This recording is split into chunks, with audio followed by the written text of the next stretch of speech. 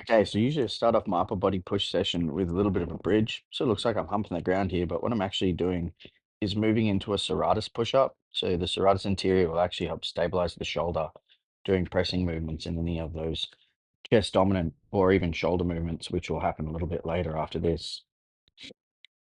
You'll notice real quick as soon as I start this one, I make a quick adjustment. And one of the better ways to engage the chest through the pec deck is actually by shifting your hips forward.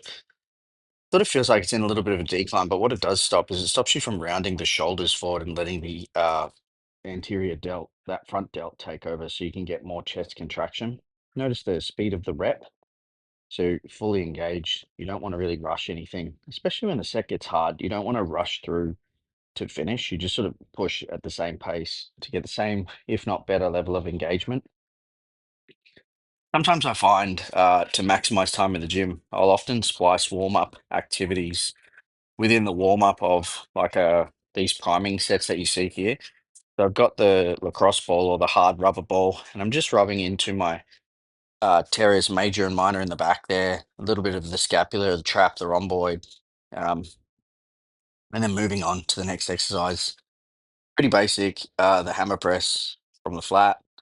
I like this one because it's somewhat challenging, obviously starting from the concentric phase at the bottom. And then something I do in these sets is I actually use a little bit of a set extender technique. So you'll notice after these ones, I'll do a drop set where the drop set, the idea is you sort of hit technical failure on whatever the weight that you're using is, but you still feel like you could get a little bit more recruitment or a little bit more out of the movement. So milk it a bit more. So you drop the weight and aim for a few more reps. And I'll do that twice here. So I went from, might have been like 60 to well, it might have been 70 to 60 to 50. And then you just sort of keep knocking out the reps until you can't knock them out anymore. But again, don't rush to finish. You're sort of trying to get the maximal engagement that you can from each rep. After all, this is about hypertrophy, so it's building the muscle.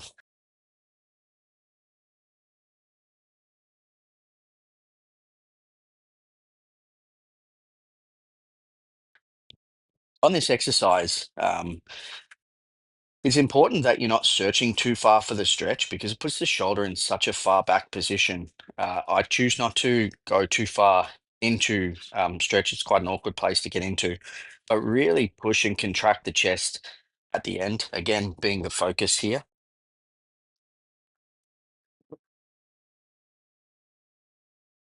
Rear delts, I like to do these ones standing just to really isolate and create an angle that I can get more activation through the target area. I go pronated hands down approach.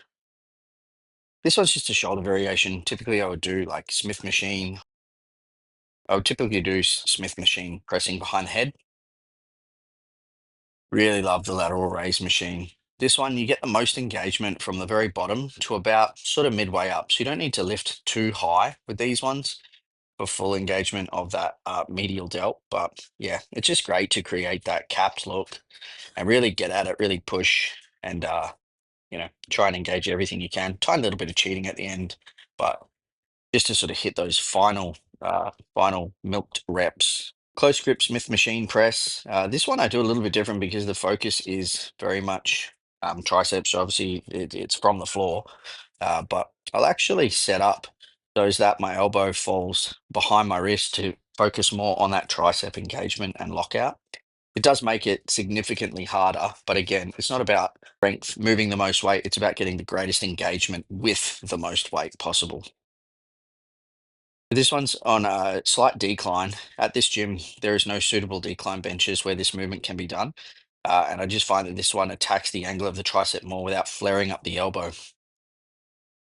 Split strap, overhead tricep extension. This one's pretty self-explanatory. The split strap allows you to really turn outwards and contract at the very end. And again, this is just another variation of one of the same things.